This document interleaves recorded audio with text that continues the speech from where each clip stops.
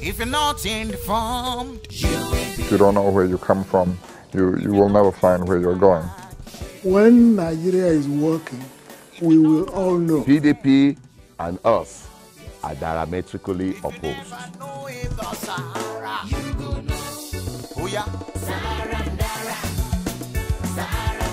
Sahara TV, let them be the TV, the best TV, information, education, inspiration. Sahara TV, they get I am from Sahara TV. I'd like to ask you a few questions. Information, education, inspiration. Sahara TV, they get mouth, they get mouth.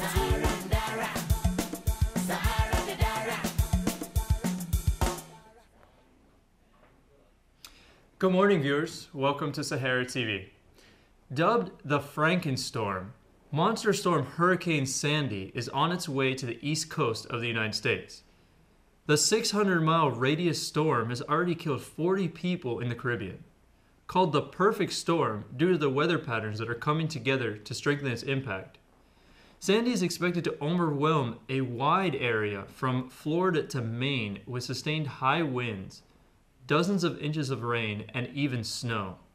Over $1 billion in damages estimated as its potential cost.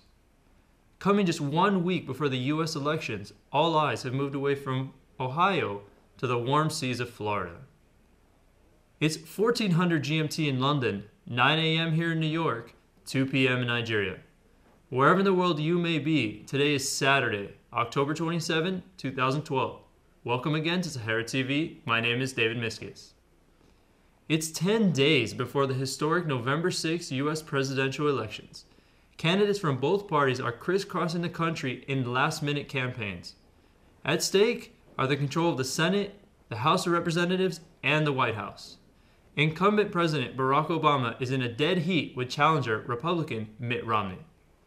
In these last 2 days, campaigns are focusing their energy on a few swing states, namely Ohio, Florida, Iowa, Nevada, Wisconsin, North Carolina, and Virginia. The stakes in this election are high for Americans and the rest of the world. Who becomes President of the United States for the next 4 years will determine the economic prospects of Americans here at home and matters of war and peace abroad. After 3 presidential debates, Americans are still as divided as ever. Latest polls suggest a close election where a small number of undecided voters in a few states will determine the outcome of the election.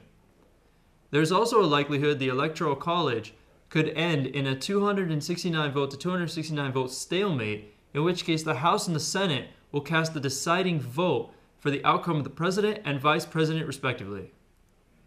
On our show today, we'll speak to African experts here in America to help our viewers understand what is in this election for Africans. What are these policies of the candidates towards Africa? Will the zeal with which Africans are following the politics of America translate into a demand for political reforms at home? Is the political culture of America good for Africa? Joining us today is Milton Almaty, the founder and publisher of the Black Star News, who will be joining us right here in our studio to break it all down. Mr. Almaty will flesh out the ramifications of an Obama win or a Romney win for Africans in America and Africans on the continent. Nigeria has lost almost $30 billion in the last 10 years in a price-fixing scam involving the sale of natural gas. This revelation came out in a leaked report of the Rabadu-led investigation into the activities of the Nigerian National Petroleum Corporation, the NNPC. The report also said that $6 billion of revenue in oil theft has been lost each year.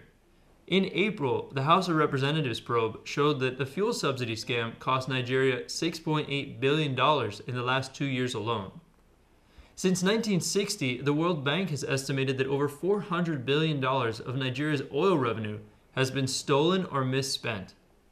Some of this money is used to support the lavish lifestyle of Nigerian politicians and to manipulate outcome of certain elections. In our roundtable, we are going to continue these discussions with our seasoned commentators. Our guests today are Chris Anadobe and Howard Katzman.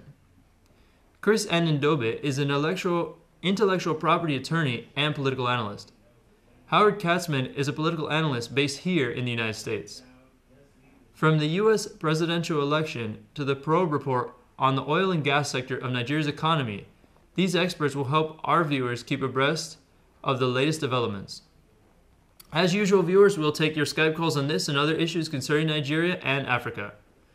Our question of the day is it appropriate for states' governors to own private jets or use state funds to run them? Let us know what you think on Facebook, Twitter, or on Skype.